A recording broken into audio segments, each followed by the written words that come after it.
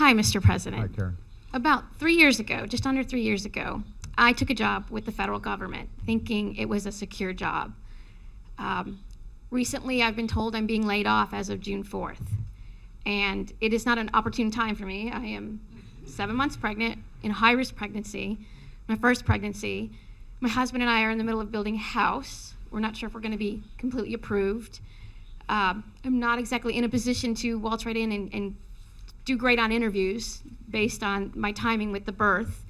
And so I'm stressed, I'm worried, I'm scared about what my future holds. I definitely need a job. And I just wonder, what would you do if you were me?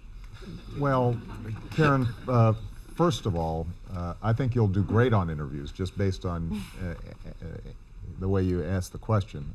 And congratulations on the new one coming. Thank you. Where were you working? The National Zoo. Uh-huh. And I would be non-essential employee number 7. Right. Well, look,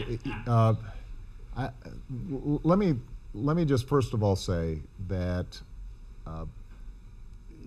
workers like you for the federal, state, and local governments are so important for our vital services, and it frustrates me sometimes when people talk about government jobs as if somehow those are worth less than private sector jobs. I think there's nothing more important than working on behalf of the American people. Well, I thought that I'd be more important and secure. I agree with you.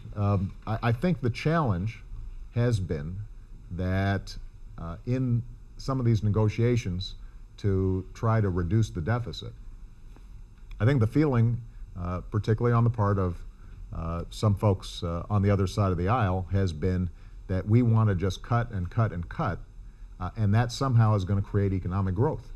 Now, the truth of the matter is our biggest problem when it comes to jobs right now is not in the private sector. We've been creating a lot of private sector jobs.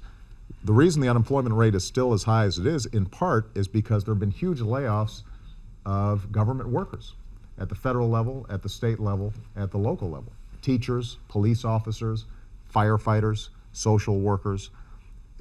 They have really taken it in the chin over the last several months. And so what we're trying to do is to see if we can stabilize the budget. For a while, for example, people were a little frustrated with me when I said we needed to freeze federal pay. Now, we already freeze pay over in the White House. My aides can testify they haven't gotten a raise since they came in. But we imposed a federal freeze, and some folks were upset. The reason we did that was so we don't have to cut as many workers as we try to get control of our debt and our deficit. But my main message to you is that the work you've done at the National Zoo is important. Every child that you see who comes by and is amazed by those animals, you know, they're benefiting from your work. I don't want to sort of find out more details in front of everybody about what your status is, but we can have a conversation maybe afterwards.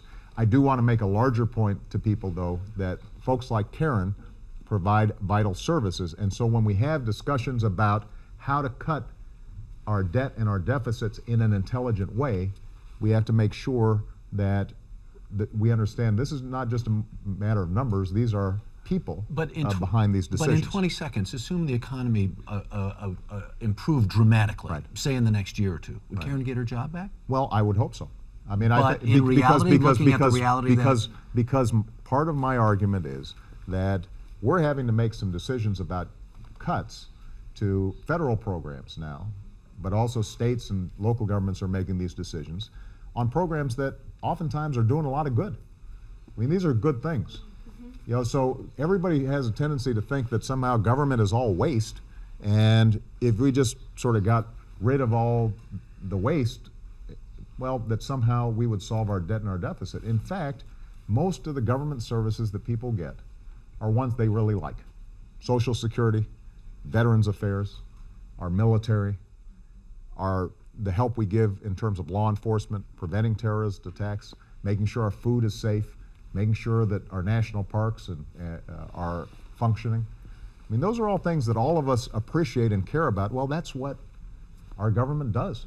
And so these are not abstract questions, and I think Karen makes it really clear that there are real consequences when we make these decisions. Yes.